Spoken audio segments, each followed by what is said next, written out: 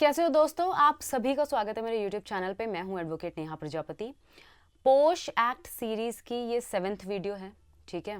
और आज की वीडियो में हम डील करेंगे एम्प्लॉयर की ड्यूटीज़ क्या होती हैं, डिस्ट्रिक्ट ऑफिसर की ड्यूटीज़ क्या हैं, अपील किन सिचुएशंस में की जा सकती है और बाकी के रेलेवेंट प्रोविजंस को। तो शुरू करते हैं बिना टाइम वेस्ट किए। जैसा कि अभी तक हमने ये देखा कि कंप्लेंट कौन कर सकता है, ठीक है। अग्रीड वुमेन कंप्लेंट कर सकती है। हमने ये भी देखा फिर कि अगर फॉल्स कंप्लेंट की जा रही है या फिर मेलिशियस कंप्लेंट फाइल की जा रही है तो उस सिचुएशन में भी आपको पनिशमेंट मिल सकती है, इंक्वायरी होगी, ठीक है। आज के सेक्शन में, आज जो हम सेक्शन स्टार्ट कर रहे हैं, सेक्शन 16 प्रोहिबिट कर रहा है मेंबर्स को, कमिटी को, चेयरपर्सन, प्रिसाइडिंग ऑफिसर या फिर कोई अदर पर्सन है, उसको प्रोहिबिट कर रहा है कि आप कंप्लेंट के कंटेंट्स या फिर जो भी इंक्वायरी हुई उसके कंटेंट्स या जो भी डिसीजन हुआ उसके कंटेंट्स आप डिस्क्लोज नहीं करोगे, ठीक है। आप पब्लिश नहीं करोगे, ना किसी न्यूज़पेपर में, ना व्हाट्सएप ग्रुप में शेयर करोगे। और अगर आप ऐसा करते हो तो आप सेक्शन 16 के प्रोविजंस को वॉयलेट कर रहे हो, ठीक है। तो चलो शुरू करते हैं सेक्शन 16 और भी इसमें जो बातें हैं उनको भी देखते हैं।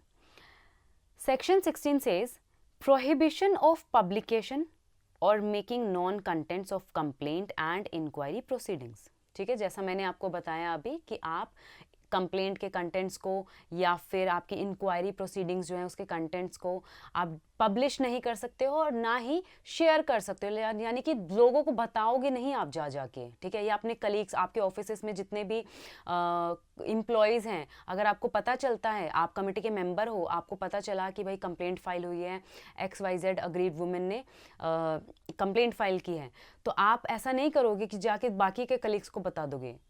हम क्यों कर रहे हैं? सेक्शन 16 का पर्पस ये है कि आप कॉन्फिडेंशियलिटी को प्रोटेक्ट कर रहे हो, आप अग्रीड वुमेन की डिग्निटी को प्रोटेक्ट कर रहे हो, ठीक है। अगर आप इन सब चीज़ों को, उस कंप्लेंट के कंटेंट को और इंक्वायरी प्रोसीडिंग्स को डिस्क्लोज कर दोगे तो वहाँ पे जो अग्रीड वुमेन है वो तो अनसेफ फील करेगी अपने इन्वायरमेंट में, ठीक है। उसकी डिग्निटी के, आप उसकी डिग्निटी को वायलेट कर रहे हो, आप उसकी डिग्निटी को हार्म कर रहे हो, आप उसको मेंटल हेल्थ को आप हार्म कर रहे हो। इन सारी सिचुएशंस के लिए सेक्शन 16 एक प्रोहिबिटरी सेक्शन है, वो आपको प्रोहिबिट कर रहा है ये सारी चीज़ें करने के लिए, ठीक है। पर्पस समझ में आया सेक्शन का? चलो अब सेक्शन को रीड करते हैं। Notwithstanding anything contained in the right to information act 2014, underline this, it is very important. क्या कह रहा है यहाँ पे? राइट टू इंफॉर्मेशन एक्ट 2005 को ओवरराइड किया गया है। मतलब राइट टू इंफॉर्मेशन एक्ट क्या होता है? देखो, राइट टू इंफॉर्मेशन एक्ट एक वो एक्ट है जिसमें कोई भी पब्लिक इन जनरल आपको राइट दे रहा है कि आपको कोई भी इंफॉर्मेशन आपको अगर चाहिए तो आप उसकी RTI फाइल करोगे और आपको उस पर्टिकुलर इंसिडेंट का या वो आपको इंफॉर्मेशन प्रोवाइड कर दी जाएगी, ठीक है। लेकिन यहाँ पे अगर कोई पर्सन, सपोज कोई एम्प्लॉयर या फिर कोई एम्प्लॉय या कोई भी कमेटी का मेंबर या कोई भी पर्सन अगर RTI फाइल करता है कि मुझे इस केस की डिटेल्स चाहिए तो आपको नहीं मिलेगी। RTI एक्ट को ओवरराइड कर रहा है, ठीक है। यानी दबदबा किसका है? सेक्शन 16 का। RTI में कुछ भी लिखा हो कोई फर्क नहीं पड़ता है, ठीक है। और जब भी आप मेंस की आंसर राइटिंग करोगे तो आपको ये सेंटेंस लिखना होगा स्टार्टिंग में अपने आंसर में, क्योंकि इससे आप ज़्यादा मार्क्स फेच कर सकते हो, ठीक है। आगे देखते हैं। The contents of the complaint, complaint के जो भी कंटेंट्स हैं, मेड अंडर सेक्शन 9, सेक्शन 9 में हम कंप्लेंट फाइल कर रहे थे, याद है आपको? अगर आपको याद नहीं है तो जाके मेरी प्रीवियस वीडियोस देखो और सारे सेक्शंस को अच्छे से कवर करो। The identity and address of the aggrieved women, अब क्या क्या चीज़ें आप पब्लिश नहीं करोगे इसमें बताया जा रहा है। सबसे पहले आप कंप्लेंट के कंटेंट्स को पब्लिश नहीं कर सकते हो, रोका जा रहा है। दूसरी बात, जो अग्रीड वुमेन है उसकी आइडेंटिटी, उसका एड्रेस आप पब्लिश नहीं कर सकते, ठीक है। रिस्पोंडेंट, विटनेसेस, इन सब की आइडेंटिटी और एड्रेसेस को आप पब्लिश नहीं करोगे। Any information relating to conciliation से रिलेटेड कोई भी इंफॉर्मेशन है आप वो पब्लिश नहीं करोगे, ठीक है। एंड इंक्वायरी प्रोसीडिंग्स, और इंक्वायरी प्रोसीडिंग्स को भी आप पब्लिश नहीं करोगे। तो 4 बातें हैं। सबसे पहले आप कंप्लेंट के कंटेंट्स को, दूसरा आप अग्रीव्ड वुमेन, रिस्पोंडेंट और विटनेस के नेम और एड्रेस, आइडेंटिटी और एड्रेस डिस्क्लोज नहीं करोगे। थर्ड, कंसिलिएशन प्रोसीडिंग्स को। फोर्थ, आपका इंक्वायरी प्रोसीडिंग्स, उसको भी आप डिस्क्लोज नहीं करोगे। Recommendations of the internal committee और द लोकल कमिटी, आईसी और एलसी के रिकमेंडेशन कुछ भी हो, आप उसको भी डिस्क्लोज नहीं करोगे, as the case may be. And the action taken by the employer or the district officer under the provisions of this act shall not be published। और साथ ही साथ आप जो भी एक्शन लिया गया एम्प्लॉयर और डिस्ट्रिक्ट ऑफिसर के द्वारा, आप उसको भी पब्लिश नहीं कर सकते हो। शैल नोट है, मैंडेटरी है, याद रखिएगा, डिस्क्रिशनरी नहीं है, स्ट्रिक्ट कंप्लायंस किया जाएगा प्रोविजन का, ठीक है। कम्युनिकेटेड, ना तो आप किसी को बताओगे, और made known to the public, ना ही पब्लिक में जाके अवेलेबल कराओगे उस इंफॉर्मेशन को, ठीक है। प्रेस और मीडिया इन एनी मैनर, यानी कि ना तो आप कम्युनिकेट करोगे उस कंटेंट्स को, ना ही आप पब्लिश करोगे, ना ही आप उस कंटेंट को पब्लिक मीडिया या फिर किसी भी अदर प्रेस में या किसी और अदर मैनर में आप उसको अवेलेबल नहीं कराओगे। समझ में आई इतनी बात? अब प्रोवाइजो क्या कहता है? Provided that information may be disseminated, information may be disseminated, disseminated का मतलब होता है प्रचार करना, मतलब पब्लिश कर देना एक तरीके से। इंफॉर्मेशन डिसेमिनेट की जा सकती है, सिचुएशन है, मे का यूज किया है, शेल नहीं है। Regarding the justice secure to any victim of sexual harassment, यानी कोई केस ऐसा हो गया जिसमें हमें उस विक्टिम को जस्टिस सिक्योर करवाना है, उस सिचुएशन में आप उस केस के इंफॉर्मेशन को डिसेमिनेट कर सकते हो, लेकिन under this act without disclosing the name, address, identity और any other particular calculated to lead to the identification of the aggrieved women and witnesses. लेकिन आप उस अग्रीड वुमेन और उस विटनेस की आइडेंटिटी डिस्क्लोज नहीं करोगे, नेम, एड्रेस, आइडेंटिटी या फिर कोई और अदर पर्टिकुलर, कोई और ऐसी इन्फॉर्मेशन जिससे कि उसकी इन्फॉर्मेशन पता चल जाए। सपोज मान के चलो कोई लड़की है 16 साल की, मान के चलो फॉर एग्जांपल, ठीक है। अब आप ये नहीं है कि अगर उसका नाम, एड्रेस और घर का पता, आप उसके नाम, एड्रेस, फादर्स नेम, ये सब तो डिस्क्लोज नहीं कर रहे हो, लेकिन आप क्या कर रहे हो, उसके स्कूल का एड्रेस, स्कूल का नाम और स्कूल का एड्रेस आपने डिस्क्लोज कर दिया, तो ऑफ कोर्स वहां जाके पता किया जा सकता है। तो ये इसी की बात करता है, any other particulars calculated to lead to the identification. समझ में आई बात? चलो आगे देखते हैं। अब सेक्शन 17 पेनल्टी की बात कर रहे हैं, सेक्शन 16 तो आपको प्रोहिबिट कर रहा है, ठीक है। अगर आप फिर भी सेक्शन 16 का वायलेशन कर देते हो तो उस सिचुएशन में आपको पेनल्टी फेस करनी पड़ेगी, ठीक है। और पेनल्टी कैसे होगी? पेनल्टी फॉर पब्लिकेशन और making known contents of complaint and inquiry proceedings where any person entrusted with the duty to handle और डील विद द कंप्लेंट, जिस भी पर्सन को इंट्रस्ट किया गया था इस ड्यूटी के लिए, example members of the committee, ठीक है, और डील विद द कंप्लेंट, जो भी जिस भी पर्सन को कंप्लेंट डील करने के लिए रखा गया था, इंक्वायरी और एनी रिकमेंडेशंस और actions to be taken under the provisions of this act. Basically यहाँ पे मेंबर्स ऑफ द कमिटी और आपका प्रिसाइडिंग ऑफिसर और चेयरपर्सन की बात की जा रही है। अगर कॉन्ट्रावीन करते हैं प्रोविजंस ऑफ सेक्शन 16 को, he shall be liable for penalty, penalty मिलेगी, मैंडेटरी है, in accordance with the provisions of the service rules applicable to the said person. अगर उस पर्सन पे सर्विस रूल्स एप्लीकेबल हैं तो according to that service rules आपको penalty face करनी पड़ेगी, और अगर सर्विस रूल्स एप्लीकेबल नहीं हैं तो उस सिचुएशन में जैसा कि इस एक्ट में प्रिस्क्राइब किया गया है उसके हिसाब से आपको पेनल्टी दी जाएगी। समझ में आई बात? सेक्शन 16 और सेक्शन 17 को साथ में ही पढ़ा जाता है, मेंस में अगर क्वेश्चन आ जाता है इन केस तो आपको दोनों मेंशन करने पड़ेंगे, ठीक है। चलो अब अपील इंपॉर्टेंट है, प्रीलिम्स में भी पूछा जाता है, मेंस में भी आपका पूछा जाता है, ठीक है। Appeal section 18 subsection 1 says any person aggrieved from the recommendations made under subsection, अब ये याद रखिएगा सेक्शंस को, सबसेक्शन 2 ऑफ सेक्शन 13 और अंडर क्लॉज 1 और 2 ऑफ सेक्शन 13, अंडर क्लॉज 1 और clause 2 of subsection 3 of section 13, ये तो एक हो गया, ये 2, ठीक है। नंबरिंग करने से थोड़ा इजी हो जाता है, हमको ये याद रहता है कि उस सेक्शन में 4 पॉइंट्स थे, समझ रहे हो आप मेरी बात, तो इसीलिए नंबर करोगे तो थोड़ा इजी रहेगा याद करने में। सब सेक्शन 1 और सब सेक्शन 2 ऑफ सेक्शन 14, ये 3rd, और सेक्शन 17 और non implementation of such recommendations में प्रेफर, ये आपका 5th। ठीक है, 5 बातें हैं। एक तो आपका सेक्शन 13 सबसेक्शन 2, देन आपका सेक्शन 13 सबसेक्शन 3 क्लॉज 1 और 2, then section 14 subsection 2 subsection 1, sorry section 14 subsection 1 and subsection 2, then section 17 and the 5th one is non implementation of such recommendation, यानी जो एम्प्लॉयर को रिकमेंड किया था इम्प्लीमेंट करने के लिए, जो भी बातें अगर वो इम्प्लीमेंट नहीं करता है तो उसकी भी अपील हो सकती है। ठीक है, may prefer an appeal to the court or tribunal in accordance with the provisions of the service rules applicable to the said person, यानी जिस सिचुएशन में उन पर्सन्स पे अगर सर्विस रूल एप्लीकेबल होते हैं तो तब आप कहाँ पे अपील करोगे, कोर्ट या फिर ट्रिब्यूनल में। ठीक है, दूसरी बात, अगर सर्विस रूल एप्लीकेबल नहीं है उस पर्सन पे, उस सिचुएशन में वो पर्सन क्या करेगा, without prejudice to provisions contained in any other law for the time being in force, the person aggrieved may prefer an appeal in such manner as may be prescribed। अगर service rules applicable नहीं है तो उस situation में जैसा भी prescribe किया गया है इस एक्ट के अकॉर्डिंग, उसके अकॉर्डिंग आप अपील प्रेफर कर सकते हो। अब यहाँ पे एनी पर्सन अग्रीव्ड की बात की गई है, मतलब कोई भी पर्सन अग्रीव्ड, यहाँ पे अग्रीव्ड वुमेन भी हो सकती है, रिस्पोंडेंट भी हो सकता है, विटनेसेस भी हो सकते हैं, या कोई और अदर पर्सन भी हो सकता है।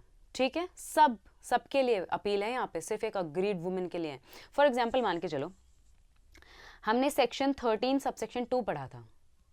ठीक है, क्या था उसमें, सेक्शन 13 सबसेक्शन 2 डील करता है जहाँ पे इंक्वायरी कंडक्ट होती है अगेंस्ट द रिस्पोंडेंट, और जो एलिगेशंस लगाए गए थे अग्रीड वुमेन के द्वारा वो प्रूव नहीं हो पाते हैं तो रिस्पोंडेंट के अगेंस्ट कोई एक्शन नहीं लिया जाएगा। अगर अग्रीड वुमेन को ये लगता है कि जो इंक्वायरी है वो ठीक से कंडक्ट नहीं हुई, या फिर मैं I am not satisfied with the decision of the local committee और the internal committee, in that situation she can file an appeal under section 18। Got it? ऐसे ही ये सारी चीज़ें हैं। अब सबसेक्शन 2 कहता है The appeal under subsection 1 shall be preferred within a period of 90 days of the recommendation। याद रखिएगा 90 डेज का पीरियड। हमने अगर आपको याद है तो प्रीवियस वीडियो में जब हम इंक्वायरी कर रहे थे सेक्शन 13, तो वहाँ पे इंक्वायरी का पीरियड दिया गया था कि इंक्वायरी कितने टाइम पीरियड में कंक्लूड होनी चाहिए, तो वहाँ पे भी 90 डेज की ही बात की गई थी। तो आप याद रखिएगा इंक्वायरी और अपील दोनों का टाइम पीरियड 90 डेज है। ठीक है, चलो आगे बढ़ते हैं। अब आता है चैप्टर 6। चैप्टर 6 में एम्प्लॉयर की ड्यूटीज़ बताई गई हैं कि एम्प्लॉयर का क्या काम होगा। ठीक है, क्योंकि इंटरनल कंप्लेंट कमेटी जो है एम्प्लॉयर कॉन्स्टिट्यूट करता है, ये उसकी ड्यूटी है। कमेटी कॉन्स्टिट्यूट करने के साथ साथ एम्प्लॉयर को कुछ और अदर ड्यूटीज़ भी दी गई हैं जो उसको उनका इम्प्लीमेंटेशन करना होगा इस एक्ट के अकॉर्डिंग। राइट, चलो देखते हैं, एक एक करके सारी ड्यूटीज़ को देखते हैं। Section 19 duties of employer. Every employer shall का इस्तेमाल किया गया है, मैंडेटरी है, आपको इन सारी ड्यूटीज को फॉलो करना होगा। Right, clause A, provide a safe working environment at the work place which shall include safety from the person coming into contact at the work place.